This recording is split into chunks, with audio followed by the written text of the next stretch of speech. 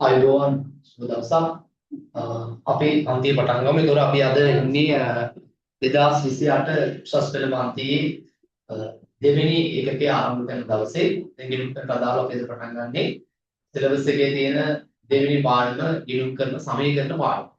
තාම අපි උසස් පෙළ පන්තියට අදාළව accounting විෂයේ ගණන් හදන්න පටන් ගත්තේ නැහැ. තාම සිද්ධාන්ත කොටස් තමයි සාකච්ඡා කරමින් ඉන්නේ.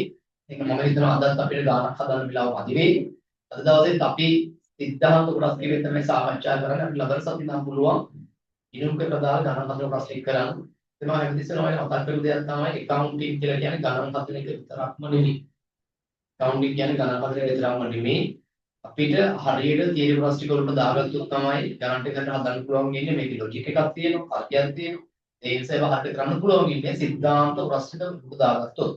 හරි එහෙනම් අපි යමු පාඩම අද අපේ පාඩම ඉනු සමීකරණ පාඩම ටියුට් එකේ PDF එකක් දැන් ඔයාලට ලැබිලා ඇති ටියුට් එක නිවසේම ලැබෙවි ලබන සතියේ වෙන්නේ right ඉනු සමීකරණ පාඩම දැන් අපි මේකෙදී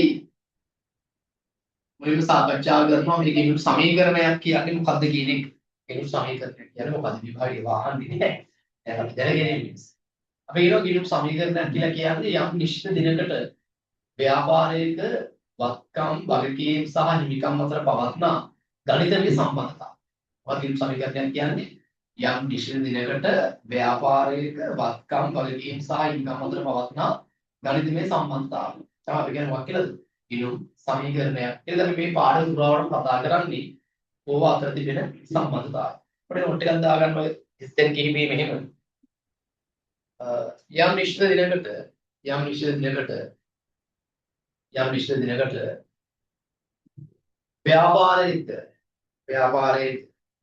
යම් නිශ්චිත දිනකට ව්‍යාපාරයක වත්කම් වගකීම් සහ හිමිකම් අතර පවත්න යම් නිශ්චිත දිනකට ව්‍යාපාරයක වත්කම් වගකීම් සහ හිමිකම් අතර පවත්න ගණිතමය සම්බන්ධතාවය ගිණුම් සමීකරණයක් ලෙස හැඳින්වෙනවා. ගණිතමය සම්බන්ධතාවය ගිණුම් සමීකරණයක් ලෙස හැඳින්වෙනවා. right ඊට පස්සේ අපි ගිණුම් සමීකරණ පාඩමේ ඉදිරි කොටස් සාකච්ඡා කරන්න පෙර සංකල්ප දෙකක් තියෙනවා සාකච්ඡා කරන්න ගිණුම් කරන ඒකක සංකල්පය සහ මූල්‍ය විලුම් සංකල්ප. ගිණුම් කරන ඒකක සංකල්පය සහ මූල්‍ය විලුම් සංකල්පය. මොකක්ද මේ ගිණුම් කරන ඒකක සංකල්පය කියලා කියන්නේ? ගිණුම් කරන ඒකක සංකල්පය කියලා කියන්නේ ගිණුම් කරන ඒකක සංකල්පය කියලා කියන්නේ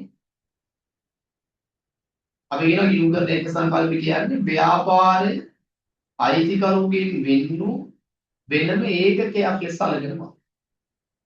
කියන ගිණුම් කරන ඒකක සංකල්පය කියලා කියන්නේ ව්‍යාපාරයේ අයිතිකරුවන්ගෙන් වෙනු ස්වාධීන ඒකකයක් ලෙස සැලකෙනවා. මොකක්ද ගිණුම් කරන ඒකක සංකල්පය කියන්නේ? ව්‍යාපාරයේ අයිතිකරුගෙන් වෙනු ස්වාධීන ඒකකයක්. එතකොට අපි කිසිම වෙලාවක මේ ව්‍යාපාරයේ ගිණුම් පොත්වල අයිතිකරුගේ පෞද්ගලික වත්කම් වගකීම් එයාට තියෙන පෞද්ගලික ආදායම් වියදම් සටහන් කරන්න යන්නේ. දැන් ගිණුම් කරන ඒකක සංකල්පය කියන්නේ ව්‍යාපාරයයි අයිතිකරු කියන්නේ ඒක දෙකක්. අපි ගිණුම් තැබීමේදී සලකා බලන්න ඕන අපි ව්‍යාපාරය කියන තැනින්. දැන් අපි කිසි ගණනුවක් දිහා බලන්නේ අපි ව්‍යාපාරය කියලා හිතනවා. එයා බැංකු ණයක් ගත්තොත් එයා බැංකුවනේ මේවා තමයි ව්‍යාපාරය.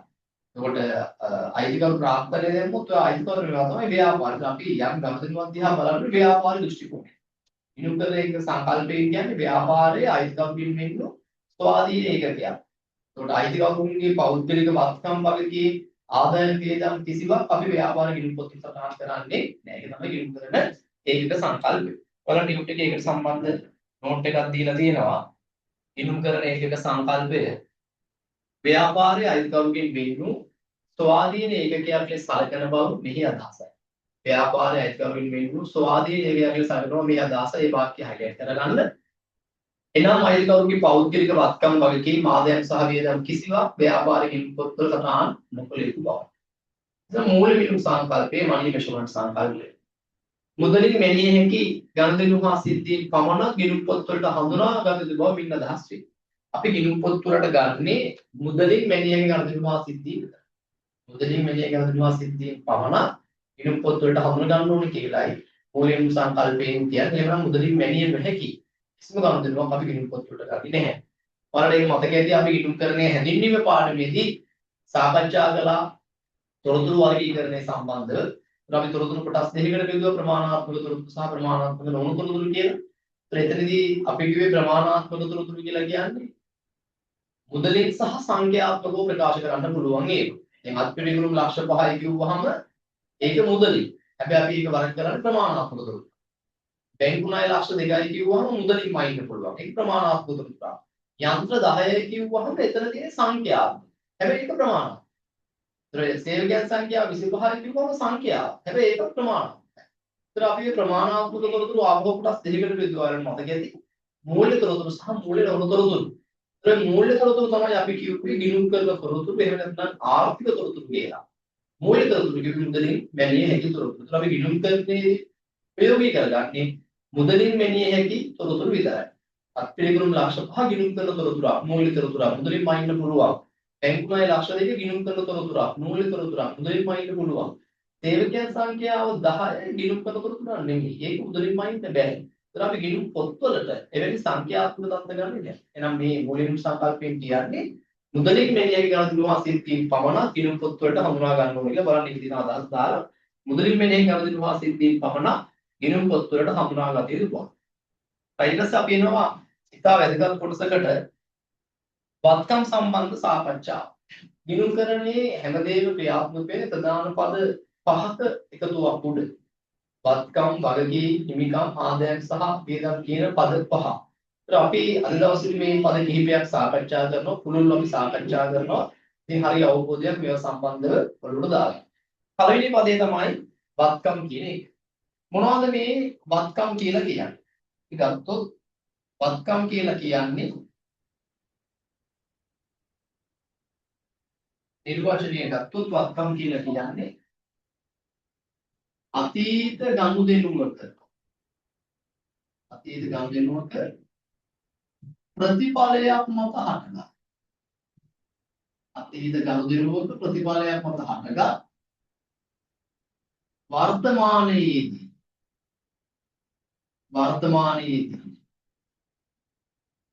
ව්‍යාපාරයේ විසින් පාලනය කරනු ලබන ආර්ථික සම්පත්.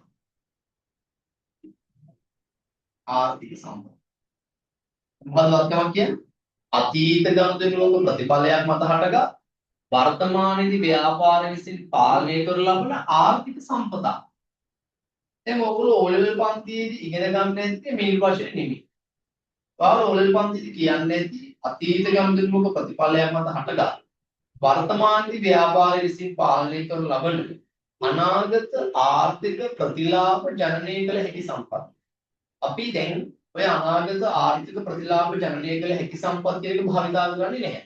ඒ අනාගත ආර්ථික ප්‍රතිලාභ ජනනය කළ හැකි සම්පත් කියන එක වෙනකොට තමයි භාවිතා කරන්නේ මොකද්ද? ආර්ථික සම්පත් කියන වචනේ. ඒතර ඔයා පාවිච්චි කරනකොට මේ නිර්වචන. 2020 ජනවාරි පළවෙනිදා ගිණුම් කරපු විතර වෙනස් වුණා. ඒ වෙනස් වීමත් සමග මේ නිර්වචන වෙනස් වුණා. එහෙනම් වත්කමක් කියලා නිර්වචනය කරන්නේ අතීත ගනුදෙනුවක ප්‍රතිඵලයක් මත හටගත් වර්තමානයේදී ව්‍යාපාර විසින් පාලනය කරන ලබන ආර්ථික සම්පත. එතකොට පුතේ වත්කමක ලක්ෂණ තුනක් තියෙනවා. එකක් තමයි අතීත ගනුදෙනුවක ප්‍රතිඵලයක් මත හටගෙන. දෙවෙනි එක වර්තමානයේ ව්‍යාපාරය විසින් පාලනය කිරීම. තුන්වෙනි එක මේක ආර්ථික සම්පතක්. එහෙනම් ආර්ථික සම්පතක් වෙන මොනවද වත්කමක ලක්ෂණ? අතීත ගනුදෙනුවක ප්‍රතිඵලයක් මත හට ගැනීම, වර්තමානයේ ව්‍යාපාරය විසින් පාලනය කිරීම, ආර්ථික සම්පතක් වේ. මොනවද මේ වත්කම් වලට උදාහරණ? දැන් ඔයාලා කොමස් කරපු දරුවෝ මේවා දන්නවා. නමුත් අපි නැවත මේ සියල්ල මුලසිලු ගන්නන්නේ. මම උගන්වන්නේ ඔයගොල්ලෝ කොමස් කරේ නැහැ කියලා හිතා. අපි දන්නවා ව්‍යාපාරයේ ඉඩම් කියලා කියන්නේ ව්‍යාපාරයකට වත්කම.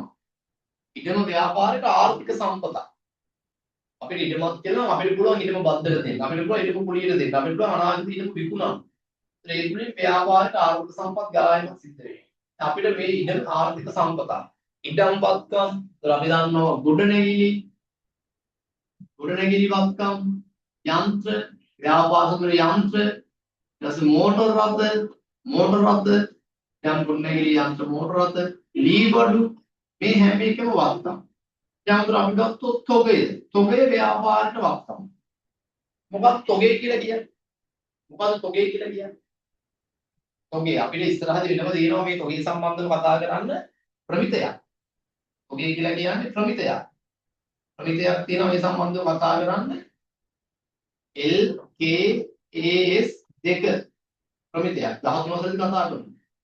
තොගේ අපි සාමාන්‍යයෙන් තොගේ අර්ථකථනය කරන්නේ මම මේ දෙන්නේ දෙන ප්‍රමිතම් අර්ථකථනය නෙමෙයි වදාම් වල නිසා සාමාන්‍ය වාට තේරුම් ගන්න පුළුවන් පහසුන ආකාරයට අර්ථකථනය. අපි කියනවා තොගේ කියලා කියන්නේ විකිණීමේ පරමාර්ථයෙන් ගත් බාණ්ඩ. විකිණීමේ පරමාර්ථයෙන් ගත් බාණ්ඩ තමයි තොගේ කියලා කියන්නේ. සමහරව වරද්ද ගන්නවා මේ තොගේ කියලා කියන්නේ ගොඩක් කියලා එකක්.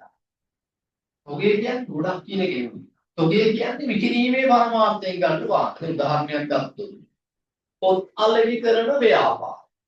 අලෙවි කරන්නේ කොහොමද? පොත්නේ. එහෙනම් පුතේ පොත් අලෙවි කරන ව්‍යාපාරයක පොත් කියලා කියන්නේ ඒ ව්‍යාපාරේ තොගේ. පොත් අලෙවි කරන ව්‍යාපාරයක ඔය පොත් අසුරලා තියෙන පොත් ප්‍රාප්තිය. ඒක තොගයක් නෙමෙයි. මොකද ඒකේ තියෙන ව්‍යාපාරේ පාවිච්චිය. එහෙනම් විකිණීමේ පරමාර්ථයේ තබාගෙන ඇති බාණ්ඩ අපි කියනවා තොගේ. ඒතකොට ව්‍යාපාර ස්වභාවය මත මේ තොගේ කියන එක වෙනස් වෙන්න පුළුවන්. දැන් පොත් අලෙවි කරන ව්‍යාපාරයකට පොත් කියන්නේ තොගයක්. හැබැයි පොත් අලෙවි කරන ව්‍යාපාරයක ඉන ගනුදෙනුකරුවන්ට වාඩි වෙන්න දාලා තියෙන ලී බඩු මොනවා හරි පුටු ලී පුටු මොනවා හරි තියෙනවා දාලා ඒක තොගයක් නෙමෙයි. හැබැයි ලී බඩු විකුණන ව්‍යාපාරයකට ලී බඩු තොගයක්. මොකද එයා විකුණන්නේ ලී බඩු. එයා විකිණීමේ පරමාර්ථයෙන් ගන්න ලී බඩු. හැබැයි ලී බඩු විකුණන ව්‍යාපාරයක භාවිතය සඳහා තියෙන මෝටර රථ ඒ ව්‍යාපාර තොගයක් නෙමෙයි. හැබැයි මෝටර රථ විකුණන ව්‍යාපාරයකට මෝටර රථ කියන්නේ තොගයක්. ඒ මෝටර රථ විකුණන ව්‍යාපාරයක එයාගේ භාවිතයට තියෙන ලිපි ද්‍රව්‍ය එයාට තොගයක් නිසා. ලිපි ද්‍රව්‍ය අලෙවි කරන ව්‍යාපාරයේ ලිපි ද්‍රව්‍ය කියන්නේ තොගයක්. උපකරණ අලෙවි කරන ව්‍යාපාරයේ උපකරණ කියන්නේ තොගයක්. රෙදි අලෙවි කරන ව්‍යාපාර රෙදි කියන්නේ තොගයක්. එහෙනම් තොගය කියන්නේ විකිණීමේ පරමාර්ථයෙන් ගත්ත භාණ්ඩේ අපිට ආර්ථික සම්පතක් එකකින් සලකන තොගය වත්කම්. ඔයගොල්ලෝ O level පන්ති ඉගෙන ගත්ත වචනය ණය ගැතියෝ. අපි දැන් මේ ණය ගැතියන භාවිතා කරන විශේෂ වචනය වෙළෙඳ ලැබිය යුතුද? ණය ගැතියන්ටම කියන මොකද්ද? වෙළෙඳ ලැබිය යුතුද?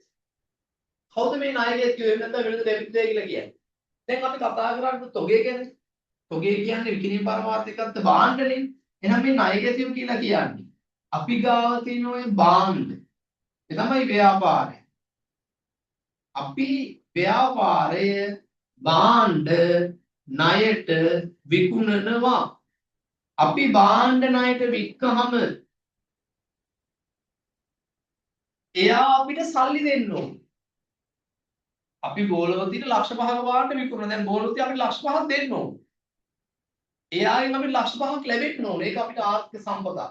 එහෙනම් ව්‍යාපාරයේ බාණ්ඩ ණයට විකිණීම නිසා ඇති වෙන පාර්ශ්වය අපි කියනවා ණය ගැතියෝ. එහෙම නැත්නම් වෙළෙඳ ලැබෙද්ද ව්‍යාපාරයට වක්. ඉතින් අපි අපේ නමින් බැංකු ගිණුමක සල්ලි දාලා තියෙනවා නම් ඉතිරි කිරීමේ ගිණුමක හරි ජංගම ගිණුමක හරි ස්ථාවර දැන්පතුවක හරි සල්ලි දාලා තියෙනවා නම් ඒ හැම එකක්ම අපිට වත්කම්. අපේ අතේ තියෙන සල්ලි අපිට වත්කම්. එහෙනම් වත්කම් කියලා කිව්වේ මොනවද? අතීත ගනුදෙනුවක ප්‍රතිඵලයක් මත හටගත් වර්තමානයේදී ව්‍යාපාර විසින් පාලනය කර ලබන ආර්ථික සම්පත. අපි උදාහරණ කිව්වා ඉඩම් ගොඩනැගිලි යන්ත්‍ර මෝටර රථ ලී බඩු පරිගණක තොගය ණය ගැතියෝ අතේ තියෙන සල්ලි බැංකු ගිණුම් වල තියෙන සල්ලි හැම එකක්ම අපි සලකනවා කියලා වත්කම්. පැහැදිලිද? right now ඔතන වත්කම් නිර්වචනය මොකක්ද වත්කම් නිර්වචනය කිව්වේ? අතීත ගනුදෙනුවක ප්‍රතිඵලයක් මත හටගත් වර්තමානයේදී ව්‍යාපාර විසින් පාලනය කර ලබන ආර්ථික සම්පතක් කියලා. හරි එහෙනම් ඔයාලගේ ටියුට් එකේ වත්කම් නිර්වචන ලියන්න ඉඩ තියලා තියෙනවා. එතන මේ නිර්වචනේ ලියන්න. ලියන්න. අතීත ගනුදෙනුවක ප්‍රතිඵලයක් මත හටගත් අතීත ගනුදෙනුවක ප්‍රතිඵලයක් මත හටගත්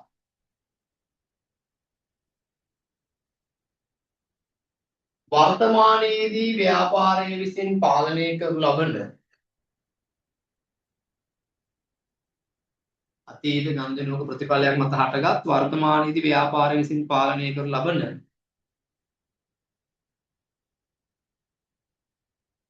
ආර්ථික සම්පතකි. අතීත ගනුදෙනුවක ප්‍රතිඵලයක් මත හටගත් වර්තමානයේදී ව්‍යාපාරය විසින් පාලනය කරනු ලබන ආර්ථික සම්පතකි. උදාහරණ කිහිපයක් අපි දැන් ලියා ගමු. උදාහරණ ඉඩම් ගොඩනැගිලි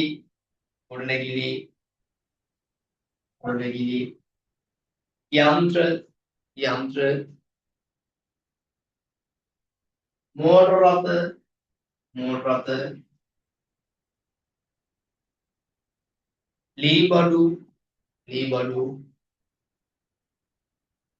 තොගය ණය ගැතියෝ ගාව වරහන් ඇතුළේ ලියන්න වෙළඳ ලැබිය යුතු දෑ. ණය ගැතියෝ වරහන් ඇතුළේ ලියන්න වෙළඳ ලැබිය යුතු දෑ. මුදල්.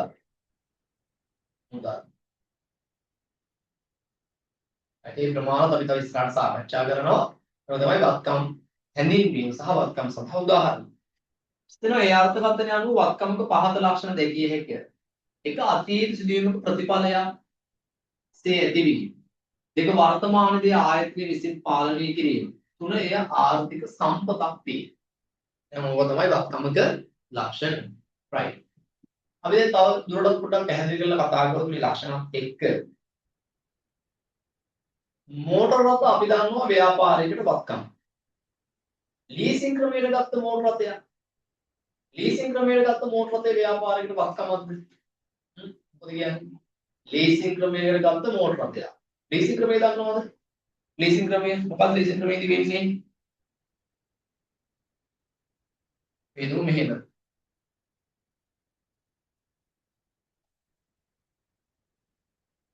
දැන් මෙන්න මෝටර රථයක් තියෙනවා. අපි මේ මෝටර රථය මිලියන 10ක් වටිනවා. මේක තියෙන්නේ CSW කියන සමාගමක. මේ ඉන්න පුද්ගලයාට මේ මෝටර රථය ගැනීමේ අවශ්‍යතාවයක් තියෙනවා. මෙයා මේ CSW කියන සමාගමකට ගිහිල්ලා මේ මෝටර රථය ඉල්ලනවා. ඉල්ලුවම එයාගෙන මෝටර රථය දෙන්න කීයක් දෙන්න ඕනද? මිලියන 10ක් දෙන්න ඕන. හැබැයි මෙයාගේ අතේ මිලියන 10ක් නැහැ. සමහරවිට මේ මෝටර රථය ගන්න ඕන නිසා මෙයා මොකද කරන්නේ? එයා මූල්‍ය සමාගමකට බැංකුවක් හරි මූල්‍ය ආයතනයක් හරි කවුරු හරි වෙත ගිහිල්ලා මෙයාගේ අවශ්‍යතාවය කියන මෙයාට මේ මිලියන 10ක වාහනය ගන්න ඕනේ කියලා. මේ මූල්‍ය සමාගම සහ මේ පුද්ගලයා අතර ගිවිසුමක් ඇති වෙලා ඒ ගිවිසුම පරිදි මේ පුද්ගලයා මේ මූල්‍ය සමාගමට අපි තුන් මිලියන 3ක් එයා දෙනවා. එතකොට කොහොම මිලියන 10ක් මෙයාට මේ වාහනේ යනවා. හැබැයි මෙයා මිලියන 3ක් අතින් දාපු නිසා මෙයාට ලීසින් එකක් යනවා මිලියන 7ක. ලීසින් එකක් යනවා මිලියන 7ක. එතකොට දැන් මේ වාහනේට සල්ලි ගෙව්වේ අදාළ සමාගමට මූල්‍ය සමාගම. වාහනේ අයිතිය මාරු වෙන්නේ මූල්‍ය සමාගම. නීත්‍යානුකූල අයිතිය මාරු වෙන්නේ මූල්‍ය සමාගම. හැබැයි වාහනේ හම්බ වෙන්නේ මෙයා. මෙයාට හම්බ වෙන්නේ වාහනේ භාවිතා කිරීමේ අයිතිය. භාවිතා කිරීමේ අයිතිය විතරයි හම්බ වෙන්නේ. නීත්‍යානුකූල අයිතිය හම්බ වෙන්නේ මූල්‍ය සමාගම. ඔන්න ඔය විදිහට අපි වාහනයක් ගත්තොත් අපි කියනවා ලීසින් ක්‍රමය. ඒතකොට මෙයා එන්දිලා ඉන්නවා මේ මිලියන 7 වාරික වශයෙන් ගෙවන්න. එයා මේ වාරික වශයෙන් මිලියන 7 ගෙවීමට අපොහොසත් වුණා. මූල්‍ය සමාගමට මේ වාහනේ නැවත මූල්‍ය සමාගමට පවරා ගැනීමේ අයිතියක් තියෙනවා. ඔය තමයි ලීසින් ක්‍රමය. ඒතකොට ලීසින් ක්‍රමයට ගත්ත මෝටර රථයක් ව්‍යාපාරයකට වත්කමක්ද? සමහරුන්ගේ උත්තරේ වෙන්න පුළුවන් මේක වත්කමක් නෙමෙයි කියලා. හේතුව නීත්‍යානුකූල අයිතිය නැති නිසා. හැබැයි හොඳට වදියා. අපි වත්කමක ලක්ෂණ සාකච්ඡා කරද්දී කිසිම වෙලාවක කිව්වේ නැහැ වත්කමක් වෙන්න නම් නීත්‍යානුකූල අයිතියක් තියෙනවා. අතීත ගණන ප්‍රතිඵලයක් මත මේක හටගෙන තියෙන්නේ. වර්තමානයේ මේ වත්කම් භාවිත කරන්නේ ව්‍යාපාරයේ. මේකේ ආර්ථික ප්‍රතිලාභ ව්‍යාපාරට තියෙනවා. එහෙනම් ව්‍යාපාරයේ මේ මෝටර රථයේ ආර්ථික සම්පතක්. ලීසින් ක්‍රමයට ගත්ත මෝටර රථයේ ව්යාපාරයට වත්කම. දැන් වත්කමක් වෙන්න අත්‍යවශ්‍ය ලක්ෂණයක් නෙවෙයි මොකද්ද? නීත්‍යානුකූල අයිතියක් වෙන්නේ. අර වත්කමක ලක්ෂණ ලියපු තැන ටියුට් එකට එන්න ටියුට් එකේ වත්කමක ලක්ෂණ ලියපු තැන මේ ලක්ෂණ වලින් පල්ලෙහි තරුවක් දාලා ලියන්න.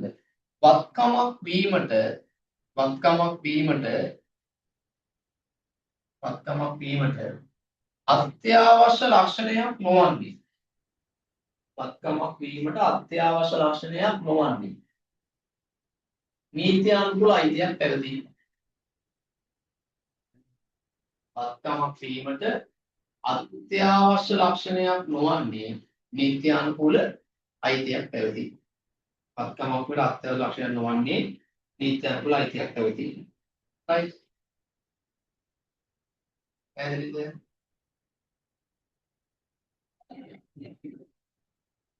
හරි.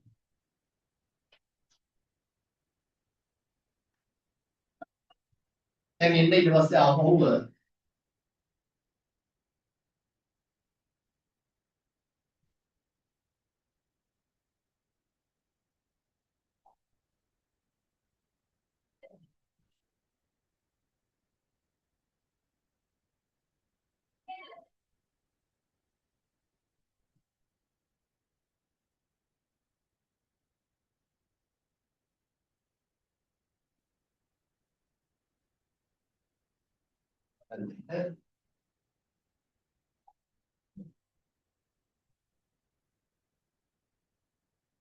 අපි වත්කමක ලක්ෂණ සාකච්ඡා කරා. ඉතින් වත්කම් වර්ගීකරණය.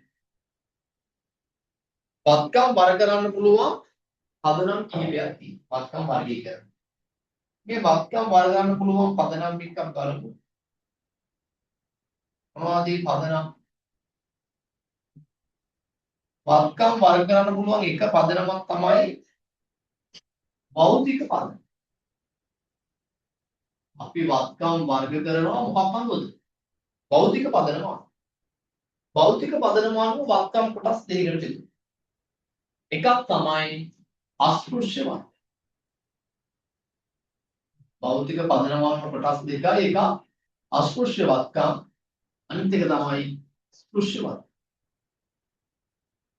දැන් අස්පෘශ්‍යයි ස්පෘශ්‍යයි කියන දෙක අදාළවනේ. භෞතික පැවැත්මක් තියෙනවා. භෞතික පැවැත්මක් තියෙනවා කියන්නේ පීවි ඇහැට පේනවා, ස්පර්ශ කරන්න පුළුවන්. එහෙම පැවැත්මක් තියෙනවා නම් අපි කියනවා ඒක ස්පෘශ්‍ය වත්කම. එහෙම නැත්නම් මේක අස්පෘශ්‍ය වත්කම. ඒ උදාහරණ ගත්තොත් එහෙම උඩනැගිලි, යන්ත්‍ර, මෝටර රථ, සල්ලි, තොගය ඔය කියන හැම එකටම භෞතික පැවැත්මක් තියෙනවා. එහෙනම් මේ හැම එකක්ම මොනවත් කමන්නේ ස්පෘශ්‍ය. ඒ භෞතික පැවැත්මක් නැති ඒ පේන්නේ නැති අල්ලන්න බැරි එහෙම වත්කමක් තියෙනවා. අන්න ඒ වගේ මොනවද? අස්පෘශ්‍ය වත්කම.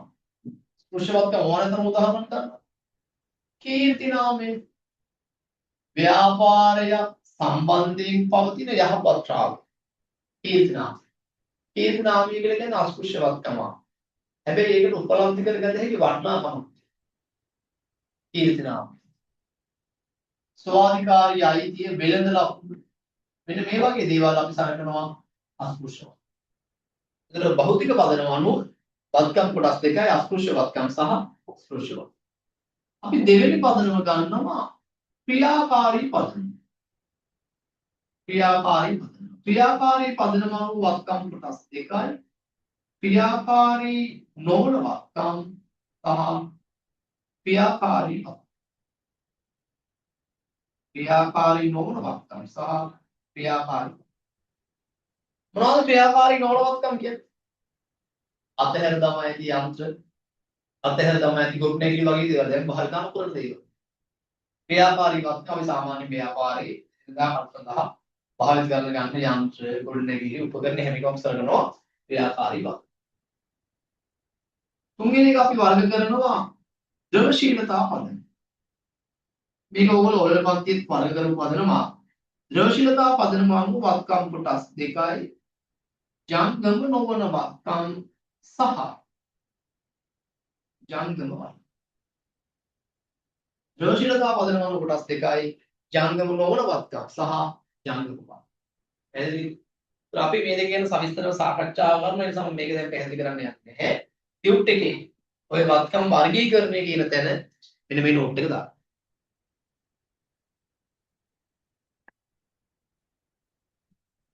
දාන්න නෝට් එක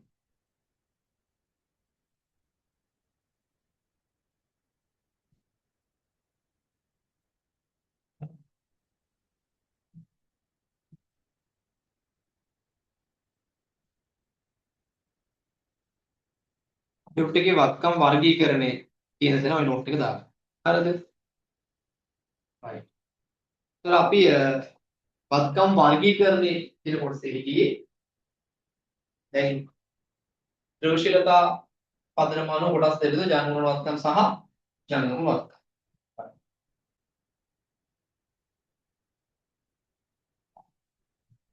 වත්කම් වර්ගීකරණය කරොත් මේ කොටස හිටියේ මේ භෞතික පදනම වර්ග කරා කොටස් දෙකකට අස්පෘශ්‍ය වත්කම් සහ ස්පෘශ්‍ය වත්කම් මේ ටික පැහැදිලි කරා ක්‍රියාකාරී පදනම කොටස් දෙකයි ක්‍රියාකාරී නොවන වත්කම් සහ ක්‍රියාකාරී වත්කම් ද්‍රවශීලතා පදනම කොටස් දෙකයි ජංගම නොවන වත්කම් සහ ජංගම වත්කම් ද්‍රවශීලතාවය නම් දැන් මේ ඕගොල්ලෝ සාමාන්‍ය පෙළ පන්තිත් සාකච්ඡා කරලා නමුත් මම මේ හැම එකම දැන් සාකච්ඡා කරනවා වෙනස් වෙන කොටස් ටික වෙනස් කරමින් පැහැදිලි කරනවා මොකක්ද ද්‍රවශීලතාවය කියලා කියන්නේ ද්‍රවශීලතාවය ඔය පන්තික සාකච්ඡා කරලා තියෙනවා ඔය විදිහට එක සාකච්ඡා කරලා තියෙනවා නමුත් අපි සාකච්ඡා ද්‍රවශීලතාවය කියලා කියන්නේ බලන්න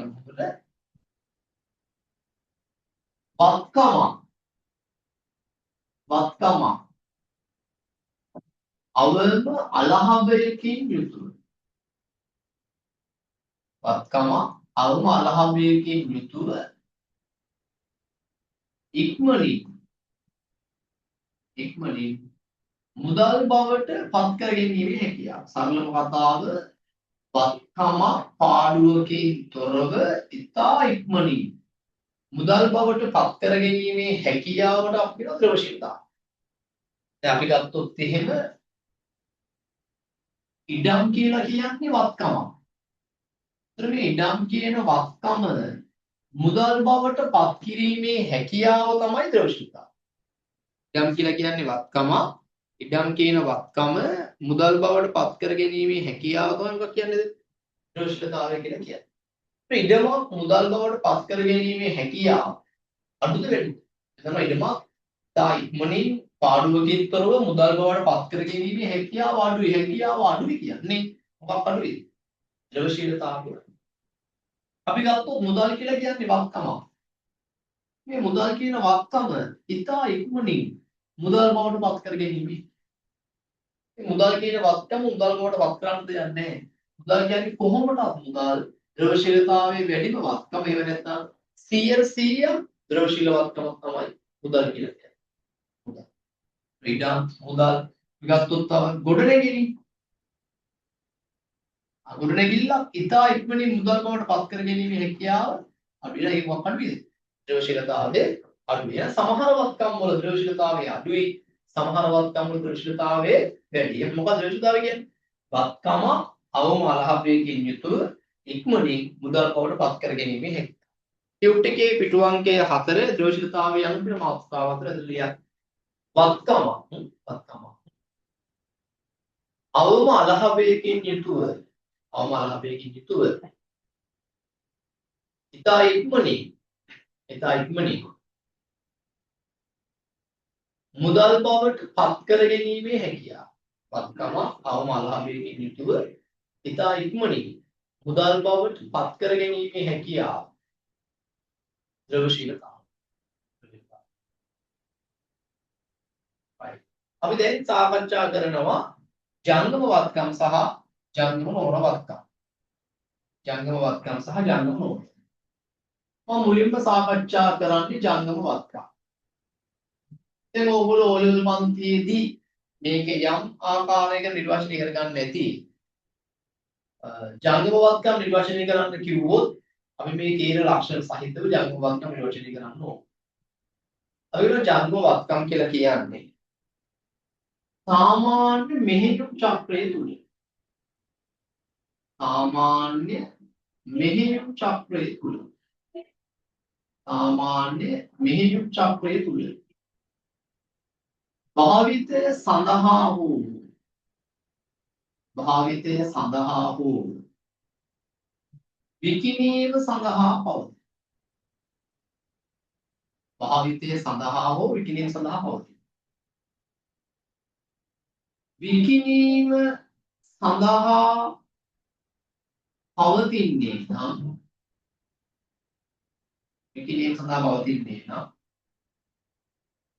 මාස 12ක් වෙනු. මාස 12ක් වෙනි කෙටි කාලයක්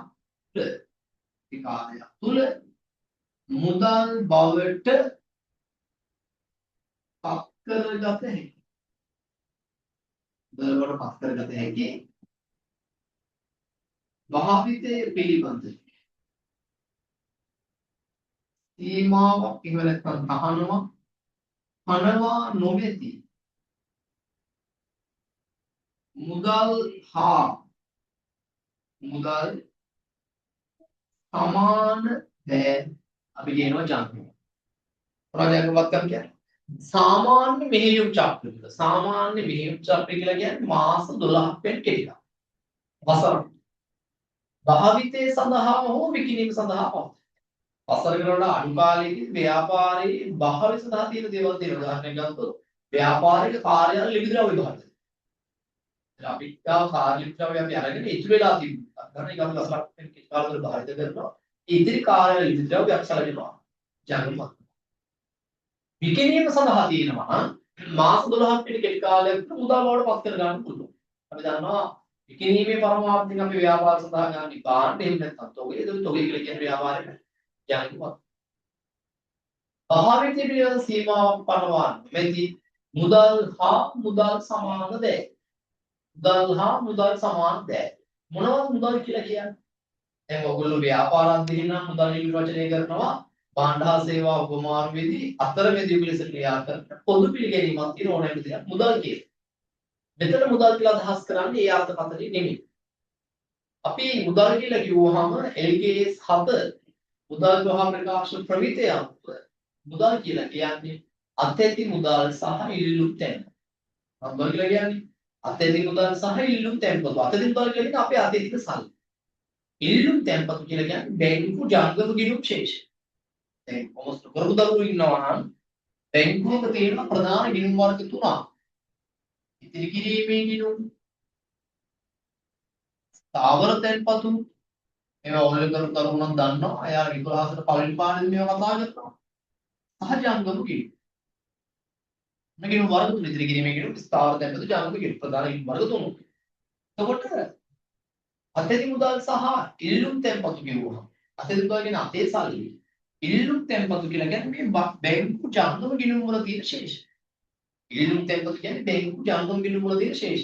උදාහරණයක් ජංගම ගිණුම් කියලා කියන්නේ චෙක් පත් මගින් ගනුදෙනු කළ හැකි ගිණුම් විශේෂය. අන්නේ ගිණුම් වල තියෙන ශේෂයන් සලකනවා ඉල්ලුම් තැන්පතු කියන. මුදල් කියලා අපි ගිණුම් කරන්නේ සලකන්නේ අතේ මුදල් සහ ඉල්ලුම් තැන්පතු. මුදල් හා සමාන දේ. මේ මුදල් හා සමාන දේ වලට මේ ඉදිරි කිරීමේ ගිණුම් වල තියෙන සල්ලි ස්ථාවර තැන්පතු කෙටි කාලීන ආයුධ භාණ්ඩාගාර පිළිපත් වගේ දේවල් ගන්න.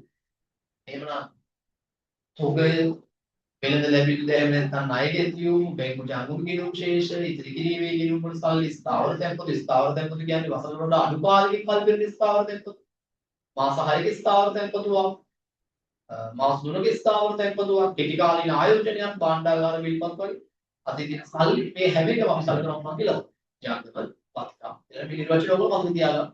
හරිද? ප්‍රයිමරි ජංගම වත්කම් කියලා දැන් හිස්තැනක් තියෙනවා පිටු අංකය 4. එතන ලියන්න ජංගම වත්කම් නිර්වචන. මෙහෙම ලියන්න. සාමාන්‍ය මෙහෙයුම් චක්‍රය තුල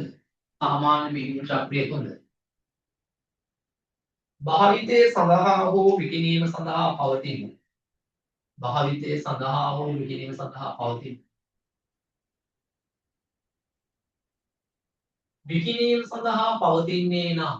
විකිණීම සඳහා පවතින්නේ නම්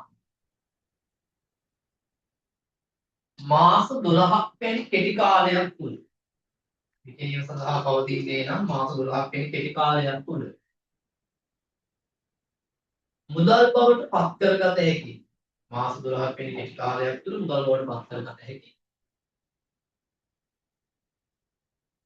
භාවිතය පිළිබඳ සීමාවක් පනවා නොමැති. භාවිතය පිළිබඳ සීමාවක් පනවා නොමැති. මුදල් හා මුදල් සමාන දෑ. මුදල් හා මුදල් සමාන දෑ. මුදල් හා මුදල් සමාන දෑ. අරද ඉතින් හතර පිටුවේ නෝට් එකේ ඉතින් ලියන්න උදාහරණ කිහිපයකට ලියා ගන්න. තොගය තොගය තොගය වෙළඳ ලැබිය යුතු දෑ වෙළඳ ලැබිය යුතු දෑ තොගය වෙළඳ ලැබිය යුතු දෑ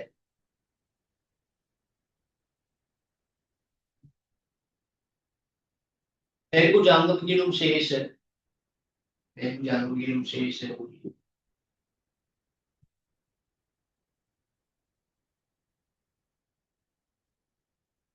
කෙටි කාලීන ආයෝජන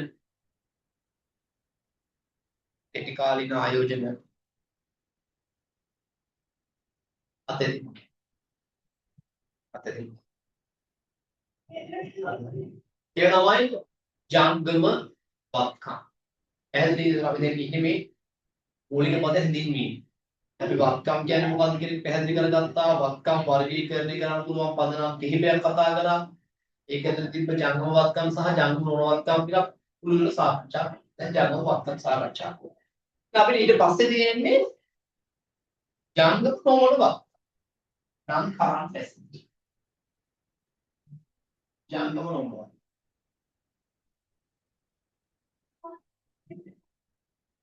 non current assets.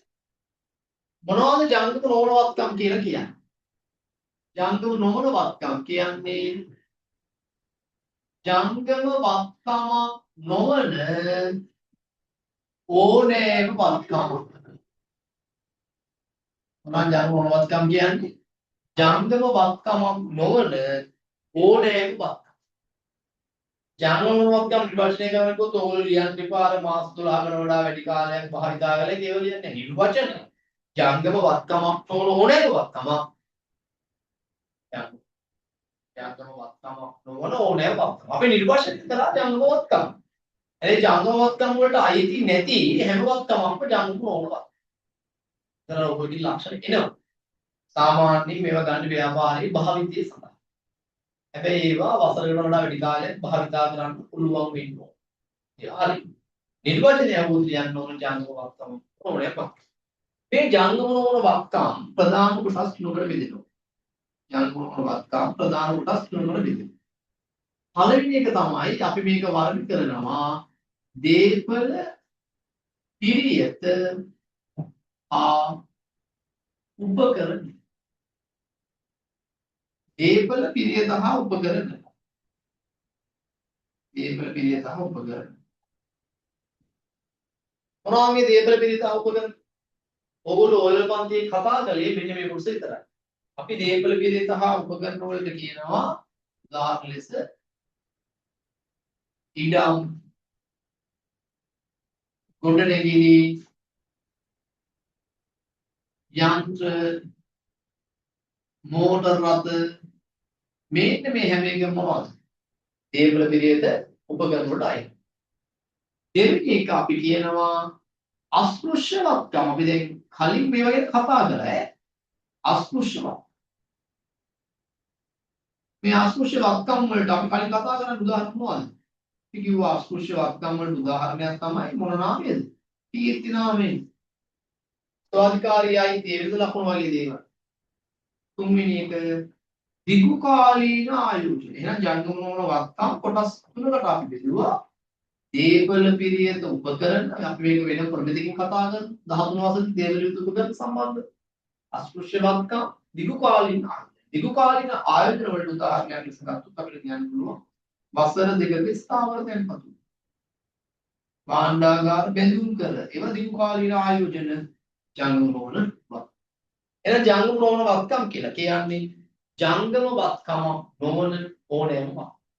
ජංගම වත්කම කොටස් තුනයි. දේපල පිළියෙත උපකරණ, අස්පෘශ්‍ය වත්කම් සහ උපාලික. ජංගම නොවන වත්කම් කියන තැන යම් විඩක් තියලා දෙනවා ඔයගොල්ලන්ට මේ නෝට් එක දාගන්න එතන. කම්ප්ලීට් කරගන්න මේ නෝට් එක.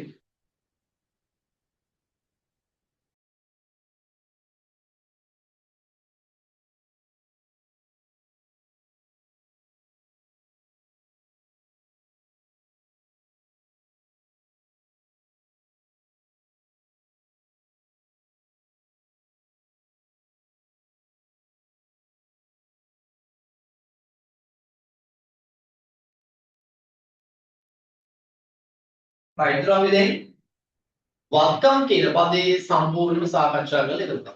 මොනවද වත්කම් කියලා කිව්වේ?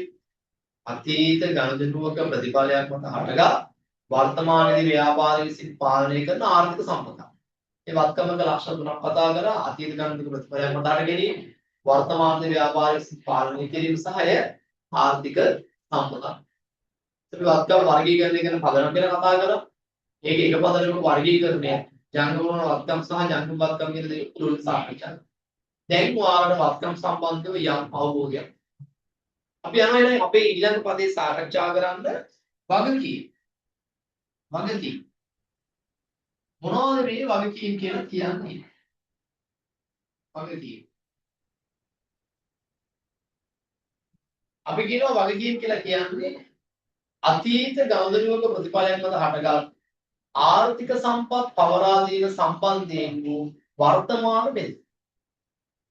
අතීත ගනුදෙනුවක ප්‍රතිඵලයක් මත හටගත් ආර්ථික සම්පත් පවරාදීන සම්බන්ධයෙන් වූ වර්තමාන බෙදීමකට අපි කියනවා වගකීම. බෙදීමක් කොතනද වගකීමක් එතන. බෙදීමක් කොතනද වගකීමක් එතන. දැන් වගකීමක ලක්ෂණ තුනයි. එකක් තමයි වගකීම ඇති වෙන්නේ අතීත ගනුදෙනුවක ප්‍රතිඵලයක් මත. වගකීම් තුනක් තියෙනවා වර්තමාන බෙදීමක්. වර්තමාන බෙදීමක් තිබීම. වගකීම නිරාකරණය කරද්දී ආර්ථික සම්පත් පවරාදීමක් සිද්ධ වෙනවා. අපි ගාව තියෙන යම් ආර්ථික සම්පතක් යම් වත්කමක් පවරාදීමක් සිද්ධ වෙනවා. වගකීම නිදහස් කරගන්න වල බැංකු ණයක් ගන්නවා. බැංකු ණය ගැනීම තුළ අපිට බැඳීමක් ඇති වෙනවා. බැංකු ණය කියන වගකීම. ඒ බැංකු ණය පියවද්දී අපේ ව්‍යාපාරයේ තියෙන මුදල් අපේ ආර්ථික සම්පත අපිට බැංකුවට පවරලා දුන්නේ. වගකීම කියන්නේ අතීත ගණන් ප්‍රතිඵලයක් මත හටගත් ආර්ථික සම්පත් පවරාදීම සම්බන්ධයෙන් වර්තමාන බෙදී. වගකීමක ලක්ෂණ තුනයි අතීත ගණන් ප්‍රතිඵලයක් මත හට ගැනීම, වර්තමාන බැඳීමක් තිබීම, ආර්ථික සම්පත් පවරාදීමක් සිදු වීම.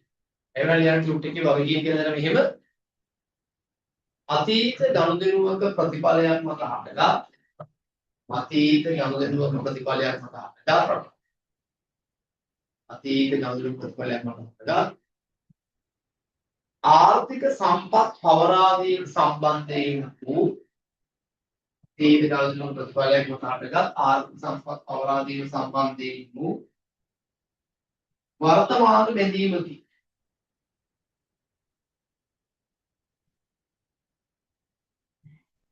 वर्तमान में जीवन की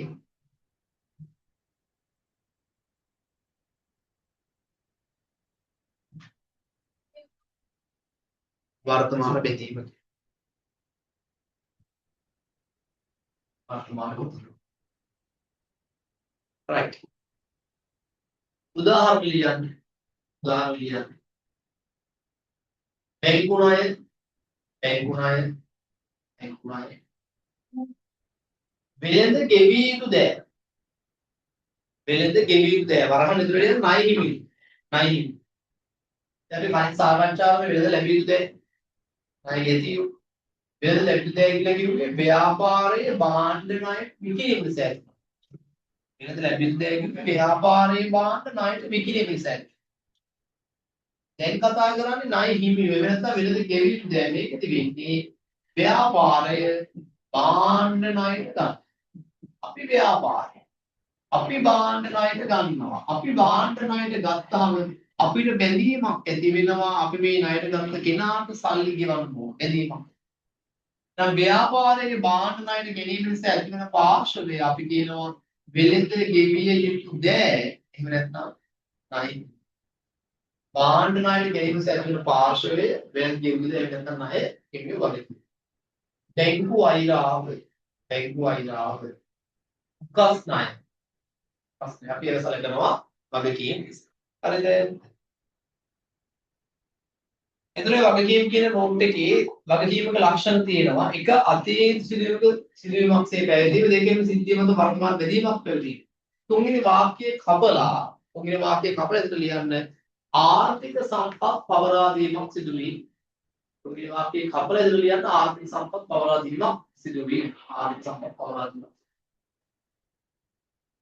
හරිද ආර්ථික සම්පත් පවරා දීමක් සිදු වීම right එතකොට වගකීමක ලක්ෂණ වල පල්ලෙන් තව ටිකක් තියෙනවා එතන ලියන්න මෙහෙම ගෙවා දැමීමේ කාලය පදනම් කරගෙන ගෙවා දැමීමේ කාලය පදනම් කරගෙන ගෙවා දැමීමේ කාලය පදනම් කරගෙන ගෙවා දැමීමේ කාලය පදනම් කරගෙන වගකීම් ප්‍රධාන කොටස් දෙකකි ගෙවා දැමීමේ කාලය පදනම් කරගෙන වගකීම් ප්‍රධාන කොටස් දෙකකි වගකීම් ප්‍රධාන කොටස් දෙකකි එක ජංගම වගකීම් ජංගම වගකීම් ජංගම වගකීම්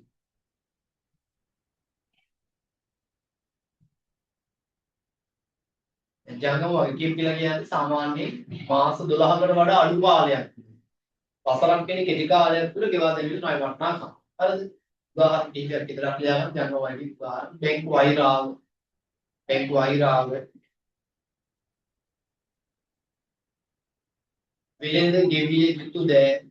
වෙළඳ ගෙවිය යුතු දෑ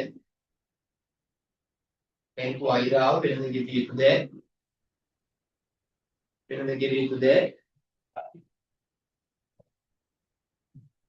උපචිත වියදම්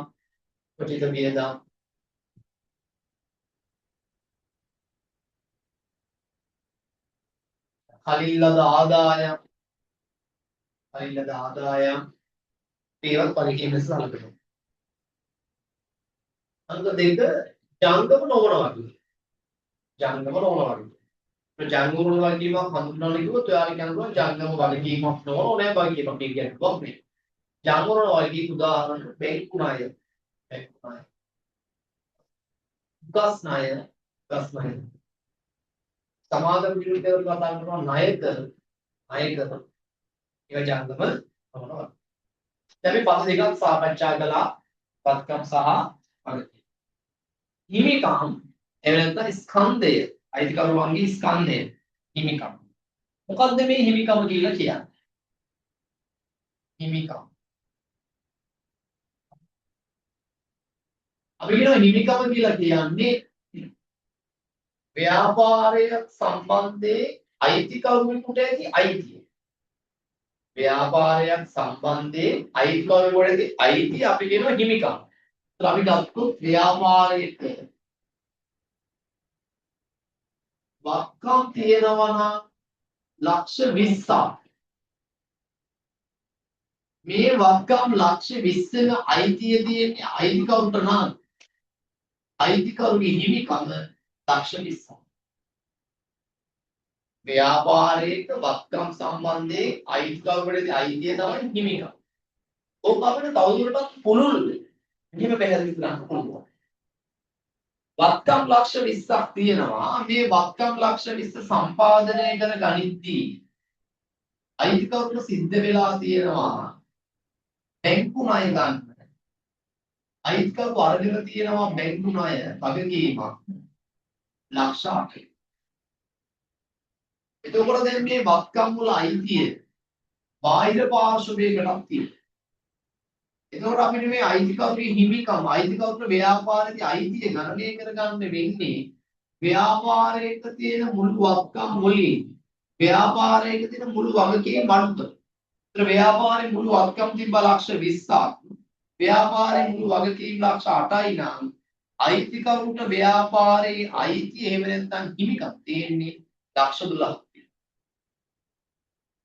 අපි කියන හිමිකම කියලා කියන්නේ ව්‍යාපාරයක මුළු වත්කම් වලින් වගකීම් අඩු කළ පසු ඉතිරි වන වත්කම් වල ව්‍යාපාරයේ මුළු වත්කම් වලින් වගකීම් අඩු කළ පසු ඉතිරි වන වත්කම් වල අගදවමක් ඇති හිමිකම් කියලා කියනවා. අයිතිකරු ව්‍යාපාරික ඇල්මක් දක්වන්නේ මෙන්න මේ 1200 දහස් වලින් මම ඉහළ තියෙන ලක්ෂණ. හිමිකම් කියලා කියන්නේ ව්‍යාපාරයක් සම්බන්ධයෙන් අයිති අයිතිය ඒ කියන්නේ ව්‍යාපාරයේ මුළු වත්කම් වලින් වගකීම් අඩු කළ පසු ඉතිරි වෙන වත්කම් වල මේ හිමිකම්ට ඍජුව බලපාන ප්‍රධාන සංරක්ෂක දෙකක් තියෙනවා. එකක් තමයි ප්‍රාර්ථනාව අනිත් එක තමයි ගැන්ලි.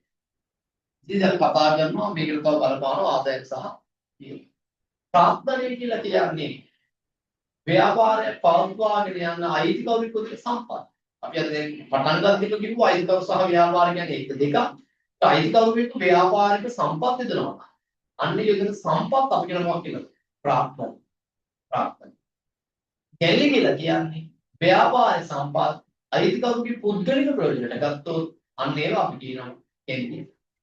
දැන් හිමිකමේ ප්‍රධාන සම්පත් දෙකක් තියෙනවා ප්‍රාර්ථනීය සහ ඇල්විද. අයිතිකරුගේ හිමිකම ස්කන්ධයකින් දෙලියන මෙහෙම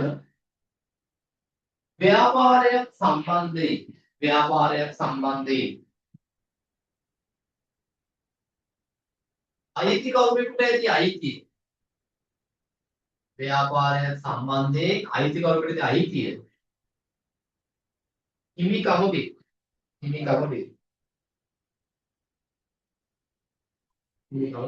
මෙන්න බෑන කිලියා. එනම්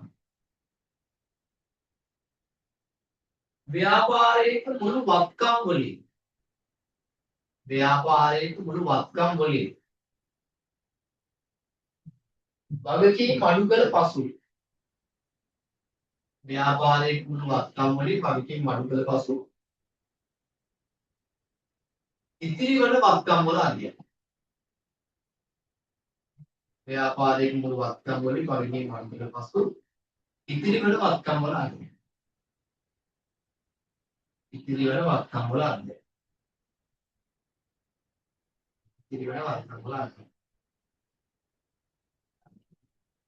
එතන පල්ලෙහෙන් පොඩි කරුණක් දාලා ඉන්න ප්‍රාර්ථනීය. ඒක කියන්නේ ප්‍රාර්ථනීය කියන එකේ ව්‍යාපාරයකට අයිතිකරු යොදන සම්පත් ප්‍රාර්ථනීය විය.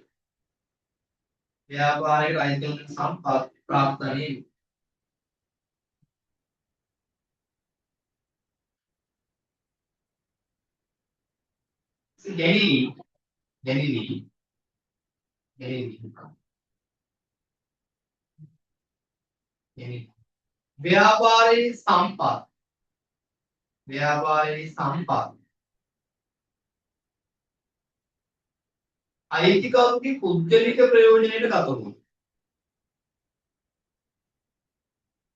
ව්‍යාපාරයේ සම්පත් අයිතිකරුගේ පුද්ගලික ප්‍රයෝජනයට ගතවුණු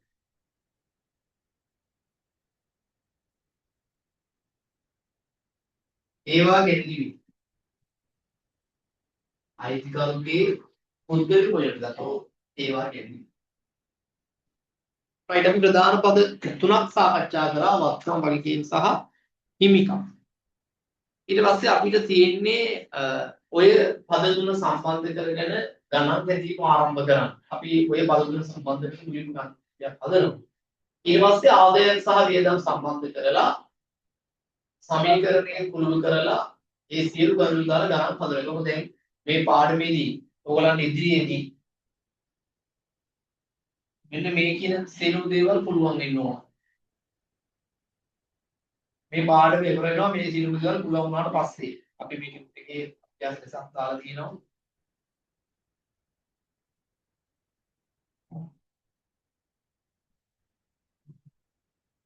මේක අභ්‍යාසයක්. දැන් මේකේ තියෙනවා පළවෙනිම බලන්න. ඉහෙඳ ගානතර උපකරණ ස්ථාවරයක් වත් මුදල් හිමිකම් මෙන්මුණයි. සමීකරණ බලපානන්තර පෙන්න ආදායම් ප්‍රකාශ කියන්නේ ලාභ හා අලාභ ප්‍රකාශ ඔයගොල්ලෝ 11 හතර පන්ති පාන ලාභ හා ප්‍රකාශය. සුද්ධවත්කම් මෙසුළු ලාභකරණය කරන්නේ ඒක ඔයගොල්ලෝ දාන විදිහට කොටස. මාසයේ අවසානයේ මූල තත්ත්ව ප්‍රකාශ. 11 පන්ති කොටස මූල තත්ත්ව ප්‍රකාශය ඒ තරම් සවිස්තර මූල තත්ත්ව ප්‍රකාශයක් හදන්නේ නැහැ. සාධු ලාභ හා අලාභ ප්‍රකාශයක් සහ මූල තත්ත්ව ප්‍රකාශයක් හදන්න. මේ පාඩම විවර වෙද්දී ඔයාට මේ සමීකරණය හදාගන්න ලාභ ප්‍රකාශයක් දාන්න සුද්ධවත්කම මෙතන ලාභ ගණනය කරන්න මූලගත ප්‍රකාශ දාන්න පුළුවන් වෙන්න ඕන. ඒ වගේම තමයි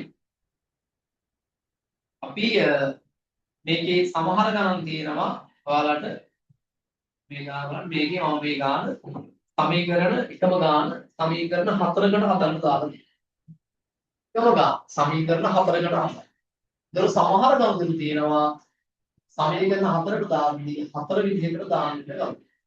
ඒකට මොකද අවබෝධයක් ගන්න අපි ක්‍රමානුකූලව මේක කරගෙන යන්නේ. යුනිට් එකේ ගණන් පටන් ගන්න තියෙන්නේ 10 වසරම මේක තේරුම් ගන්න පුළුවන් මට්ටමේ සරලම මට්ටමේ. හැබැයි අපි මේකේ ක්‍රමානුකූලව ඇඩ්වාන්ස් කරලා දෙනවා උසස් පෙළ මාස්ටර් ඉස්සරහම දෙකක් තියෙනවා සමහර ඩබල් ඒටි ගණන් තියෙනවා. හරිද? එතකොට ඒ දක්වා අපි මේක පුරු කරලා නිසා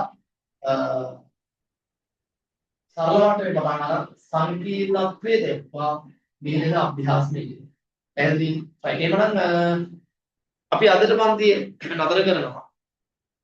මේ කොටස් ටික ඈතට බලන්න අපි ලබන සම්පූර්ණ කියනවා. මොනවාරි ගැටලුවක් තිබුණොත් WhatsApp එකේ. මේක නම් එන්නකොටම සුබ දවසක් ආයි.